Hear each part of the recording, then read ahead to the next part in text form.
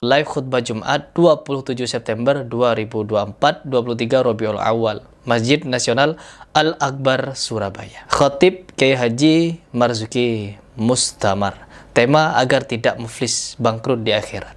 Coba sekarang kita fokus menyimak apa yang ingin beliau sampaikan. Mari kita teguhkan kembali bahwa kita benar-benar berkomitmen memegangi Al-Quran dan Sunnah. Itu harus, karena memang itu kunci keselamatan kita. Betul.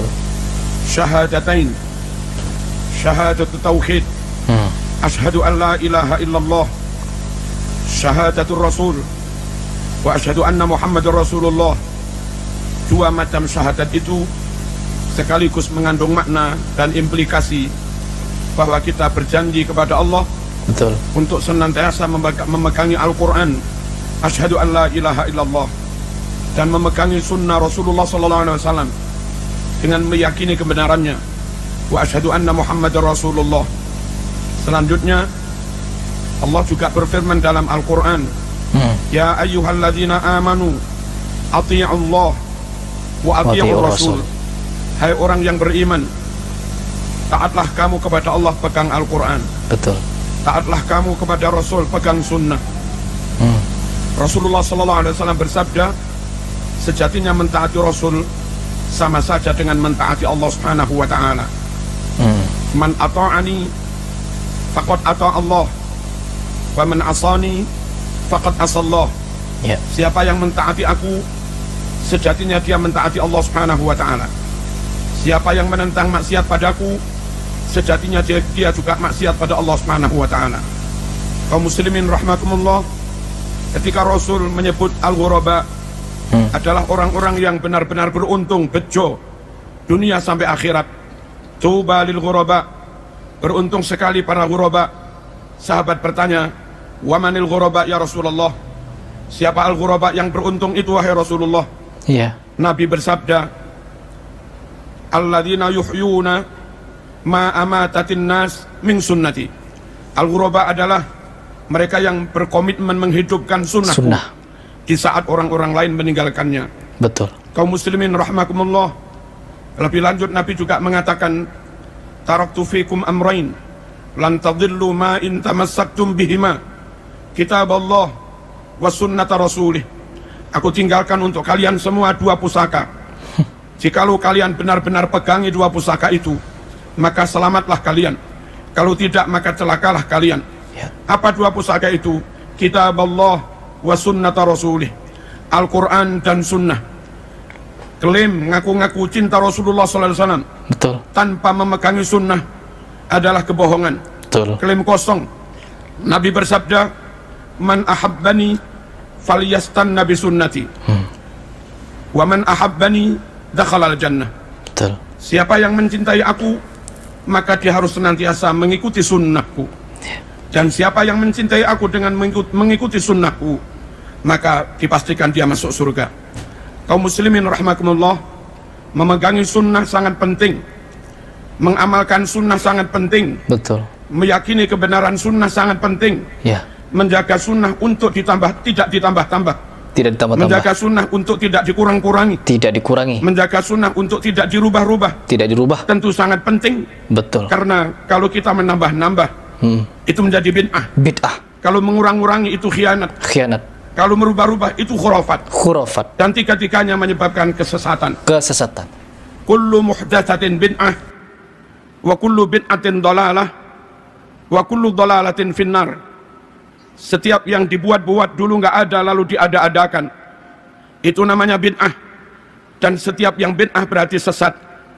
Setiap yang sesat berarti ancamannya masuk neraka. Saya sama seperti kalian, ya. Pertama mendengar kalimat dari beliau, ya, jadi mana dulu beliau ini adalah orang yang paling gencar melawan orang-orang salafi dengan berbagai macam narasi. Namun ketika beliau menyatakan hal seperti ini, barang siapa yang menambah-nambah di dalam perkara yang dulu tidak pernah diajarkan, maka itu jatuh kepada bid'ah.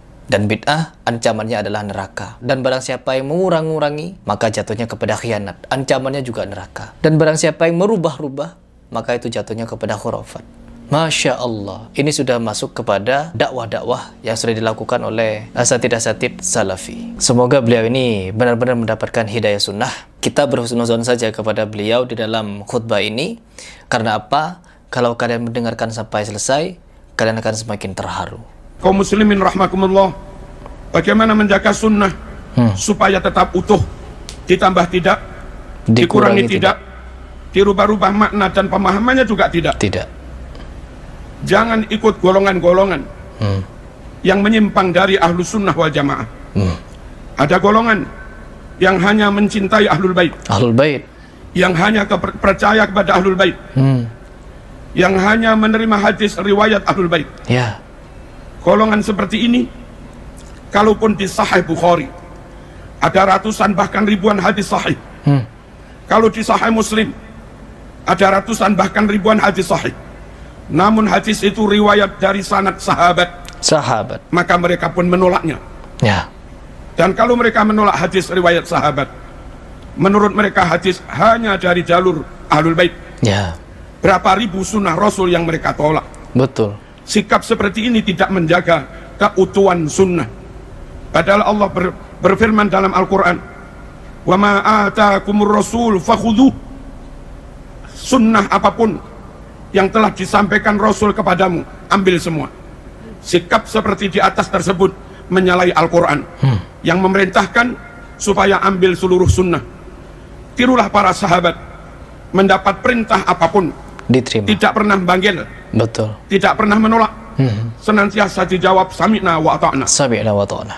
Wa qalu sami'na wa ata'na ghufranaka rabbana wa ilaikal masir. Kaum muslimin rahmakumullah, ada juga golongan yang hanya percaya kepada sahabat. Betul. Mereka membenci ahlul bait, mereka menolak ahlul bait, mereka menolak hadis sahih sekalipun kalau itu riwayat ahlul bait. Lagi-lagi golongan seperti ini juga tidak menjaga keutuhan sunnah dengan menolak riwayat-riwayat ahlul bait. Berapa persen sunnah Rasulullah SAW yang hilang? Ada juga golongan yang punya prinsip, kalau nggak masuk akal nggak kami terima. Akhirnya hadis Bukhari, Muslim yang bercerita tentang Mi'raj Rasulullah SAW, mereka tolak dengan alasan nggak masuk akal. Hadis bahwasanya dari sela-sela jari Rasulullah SAW menyumber air, itu ada di Bukhari Muslim, mereka juga menolaknya, alasan nggak masuk akal. Bahwa menjelang kiamat matahari terbit dari barat, terbenam di timur, ada di Sahih Bukhari Muslim, mereka juga menolaknya dengan alasan tidak masuk akal. Iya. Hindari kelompok-kelompok seperti ini. Selamatkan keluarga kita dari kelompok seperti ini, karena akan membawa kita atau keluarga kita mengingkari sunnah ataupun mengingkari sebagian dari sunnah. Padahal amanat dari Al-Quran, fakhudhuh, ambil semua yang disampaikan Rasulullah SAW. Kaum muslimin rahimakumullah, ada juga golongan yang tidak selektif. Hadis-hadis sangat lemah pun dipegangi. Betul. Hadis munqati' dipegangi. Ya. Hadis muttarib dipegangi. Bahkan hadis hampir maudhu' mereka pegangi. Dan sering mereka sampaikan kepada umat. Sungguh kelompok seperti ini tidak menjaga kemurnian sunnah. Betul. Dan kasihan umat. Ya. Umat terlanjur percaya pada mereka. Kadung dilakon, diamalni sebegitu rupa. Ternyata bukan ajaran Rasulullah SAW. Ya Allah. Ternyata bukan perintah Rasulullah SAW. Ya Allah. Sementara yang dijanjikan ada pahala. Sunnah menurut syarak adalah amalan yang didasarkan pada perintah dan tuntunan Rasulullah SAW. Sahih Muslim menyebutkan, man amila amalan laisa alaihi amruna fahuwa raddun. Setuju. Siapa yang melakukan amalan tidak didasarkan perintah kami, nggak ada tuntunan yang sahih, maka amal itu ditolak. Jamaah, hindari pula kelompok-kelompok yang tidak teliti, tidak selektif, tidak melakukan jarh wa ta'dil, tidak melakukan verifikasi secara ketat terhadap berbagai riwayat, akhirnya terjebak kepada hal-hal yang khurafat, yang didasarkan pada riwayat yang maudhu atau riwayat yang sangat lemah. Ada beberapa contoh. Jumat terakhir di bulan Ramadan Ba'da Isya, orang pada sholat 12 rakaat dengan dinamakan sholat raghaib, Oish. Katanya bisa menggantikan barangkali ada sholat fardu yang ditinggalkan. Itu hadisnya maudhu, Maudhu, teman-teman.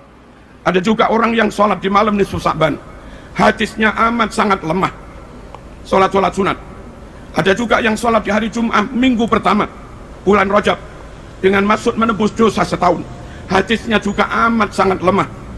Masih banyak ustadz-ustadz ketika maulid berdalil, man azzama maulidi kuntulahu syafi'an yaumal qiyamah. Hadis itu hampir nggak disebut dalam berbagai kitab sunnah. Kalaupun ada riwayatnya sangat lemah. Mohon kaum muslimin rahimakumullah selektif menyampaikan apapun, hati-hati. Mari kita jaga sunnah. Jangan ditambah-tambah, jangan dikurang-kurang, jangan dirubah-rubah. Yang tidak sahih jangan dicampur dengan yang sahih. Kasihan umat. Di samping itu kaum muslimin rahimakumullah, supaya memaknainya tetap benar, nggak menyimpang. Serahkan bagaimana memaknai Quran Sunnah kepada para ulama, kepada para kiai. Mereka lah yang mewarisi ilmu dari gurunya. Dan mereka lah yang ngaji langsung dengan kitab Bukhari Muslim asli. Bukan hanya itu, mereka juga membekali diri, melengkapi diri dengan ilmu alat. Mereka alim nahwu, mereka alim sorof, mereka alim balaghah, mereka alim mantik, mereka alim usul fikih, mereka mengerti mustalah hadis, mereka mengerti ulumil Quran, mereka mengerti gharaibul alfaz dan yang lain-lain. Yang mana ilmu-ilmu itu sangat penting untuk memastikan kebenaran pemaknaan Quran, pemahamannya, istimbatnya, ataupun penafsirannya. Yang tidak menguasai ilmu-ilmu alat, mohon jangan berani-berani menyentuh, berani menafsirkan Quran. Mungkin lafadznya masih asli, lafadz hadisnya masih asli, tapi ketika orang yang nggak melengkapi diri dengan ilmu alat dan nggak berguru, lalu menafsiri, lafadznya asli namun maknanya menyimpang dari ajaran Rasulullah SAW, dan itu juga khurafat. Dan bagi orang awam, kita yang awam ini kaum muslimin, hati-hati memilih guru, hati-hati memondokkan anak, hati-hati memilih lembaga untuk anak-anak kita. Sekiranya terindikasi non ahlus sunnah wal jamaah, atau ngaku-ngaku ahlus sunnah tapi tidak benar-benar alim, mohon dihindari supaya anak-anak kita selamat, tidak mendapatkan riwayat yang salah, tidak mendapatkan ajaran yang salah, tidak mendapatkan ajaran yang ditambah-tambah. Penutup, Nabi berdoa, Allahumma arham khulafai, ya Allah rahmatilah para generasi penerusku. Sahabat bertanya, wa man khulafauka ya Rasulullah, siapa generasi penerusmu hai Rasulullah? Siapa? Nabi bersabda, alladzina yarwuna ahadisi, yaitu mereka-mereka yang menyebarkan, menyampaikan sunnah-sunnahku. Semoga sekelumit khutbah ini membuat kita semakin komitmen memegang Al-Quran dan Sunnah. Dan itulah kunci keselamatan kita, juga keluarga kita. Ya ayyuhalladzina amanu qu anfusakum wa ahlikum naro. Hai orang-orang yang beriman, jaga dirimu, keluargamu, jangan sampai mereka masuk neraka. Bismillahirrahmanirrahim. Wal asri innal insana lafi khusr illa alladzina amanu wa amilus solihat wa tawassaw bil haqq wa tawassaw bis sabr.